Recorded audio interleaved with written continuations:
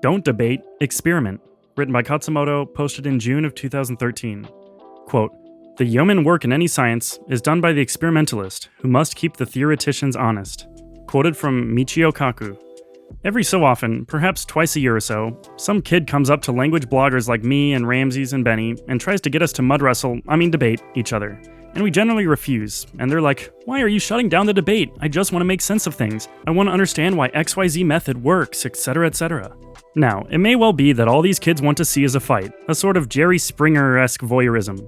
But that would be an unfairly cynical view of things. Let's give them the benefit of the doubt and say that they honestly think a debate like this helps. Why then would we refuse? Because we know it doesn't help. We know it's a waste of time. We know that not only will no good come of it, but that, in fact, a lot of bad might result. What, you don't think we've had conversations and discussions with people before? You don't think we know how that ends? In orgasms of enlightenment and insight? Polygram was right. The internet is funnier than TV sitcoms. But here's the biggest, deepest reason why we don't debate.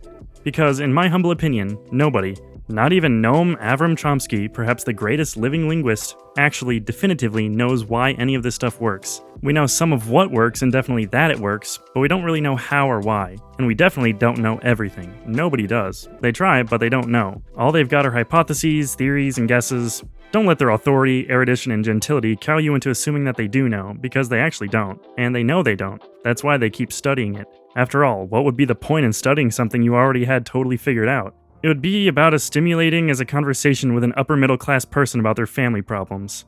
Does that mean we're all useless? Yes, it does. We're useless for debating purposes. That time Daniel Everett, also a great linguist, debated Chomsky, useless. From where I'm standing, all it created was unnecessary mutual venom.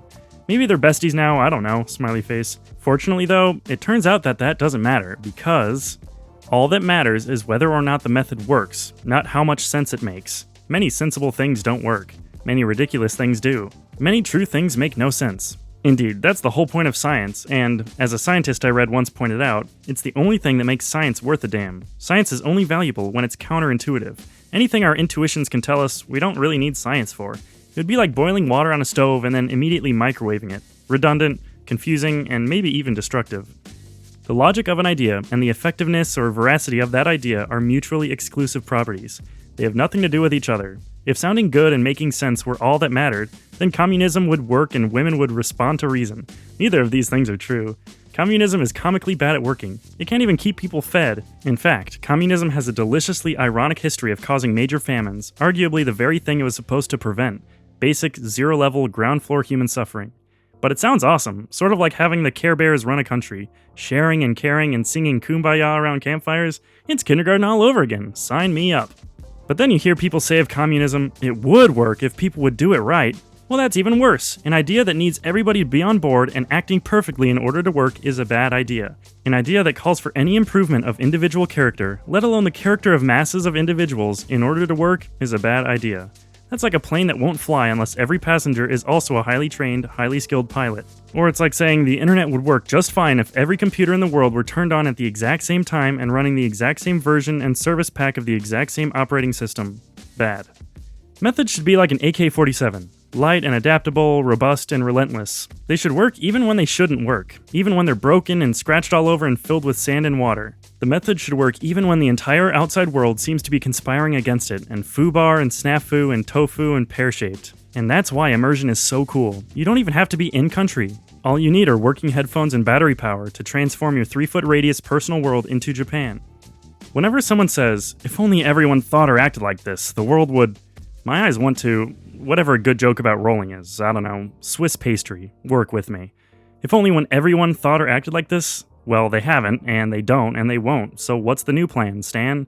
I bet you back when there were only 2 people in the world, they thought and acted differently. Good luck with that times 3.5 billion. You can't even get individuals to be internally consistent, i.e. to think and act the same as their previous or future selves, over time. I went from being a gleeful Apple hater to having a Mac and 4 iPads. Some were free, long story. An idea that needs all external factors to be perfect in order to work is a bad idea. An idea that needs to be timed right is a bad idea. An idea that needs celestial bodies to form perfect geometric patterns is a bad idea. You want your idea, your method, your technique to work right now, with or without Bisquick, while half-naked European teenagers with unwashed dreadlocks are having screaming tantrums in your face. True story, I might tell you about it sometime. In your face, blood. In other words, despite whatever else is going on. Away from guns and my right-wing politics, back to science. Arguably, the whole point of science is to be surprising. The Earth is spherical? It's an ellipsoid, cats, flatter at the poles. Yeah, shut up. That's weird. And it's spinning? I notice myself spinning, I notice my car spinning. Why wouldn't I notice an entire planet spinning? It clearly seems to be standing still, flat and stationary, thank you very much. And quarter-mile-long boats made of steel can float? Are you kidding me? And gigantic planes made of metal can fly? Not glide, but fly? With wings that don't flap? What? All of this is extremely counterintuitive. It can't be true. It doesn't make sense. Oh, you're used to it now. We grew up in a world where these things are normal. But trust me, those ideas would get R-worded and left for dead in a debate. Aristotle would have unironically asphyxiated those ideas, repeatedly. Only experimentation has borne them out and made them mainstream. The value of the work of, say, a Newton wasn't in telling us that apples fall. Apparently that's an apocryphal story anyway. We already knew apples fall. We had that one largely under control. Your house pets know that apples fall. The value was in telling us that the same simple set of rules, the same gravity that works on Earth, also works in the heavens. Or something to that effect, I don't know. Either way, that's kinda weird, i.e. counterintuitive, if you think about it for more than a couple of minutes, because when you throw rocks into the air, they don't keep moving in a straight line forever, nor do they start orbiting each other and stuff. So it would seem as though different rules apply. But no, them laws of motion apply to everything from pebbles to planets, and we can reduce that junk to equations that are so simple that the term rocket science is in reality quite woefully malapropos as a metaphor for something difficult. So don't reason it out too much. Now, I realize that sounds funny coming from someone who just spent a paragraph praising the work of someone who wrote a theoretical Latin book called Principia Mathematica. Footnote 1. Or not. Smiley face. Wrong title. End footnote. But the point is that ultimately, experiments bore out Newton's work. To my knowledge, he didn't win a flame war about it on 4chan with superior sarcasm. And definitely don't waste your time debating. Don't argue, don't complain, don't explain. Run experiments instead. If you want to create light and incite instead of heat, then try stuff out and see how it works for you. All that matters is whether or not it works, not why. Fun matters because fun gets done, and experiments can only work when, get this, something gets done. So have fun with it, play. You can't lose, you can only win or learn. For the record, I think all language learning methods are in fact just different facets of each other. Footnote 2. Talk about monistic, smiley face. End footnote. In the same way that sports cars and minivans are both just different types of car, at some level, Benny's Fluent in 3 Months system is a sports car, optimized for speed. AJATT is an RV, fully loaded with practically your whole life in it, optimized for distance. A Ferrari is not a misdesigned RV. Even a Lambo is not a Ferrari that's been built wrong. Remember, metaphors break down quickly, so there's more to it than that, but that's one way of looking at it. If I were you, I would not be attached to any one school of thought, because school sucks, smiley face. Also, good ideas are like dust. They're everywhere, all over the place. Every goose has some nice feathers. Pluck that junk. Use it to weave your own patchwork quilt. Use your own unique combination of other people's ideas. Are quilts elegant and smooth? Maybe not. But they work and they're cozy and personal. What? I like quilts. As I've mentioned previously, I started off reading books like A.G. Hawk's The Quick and Dirty Guide to Learning Languages Fast, a book written by former American Green Beret. American as in the monolingual laughingstock of the world.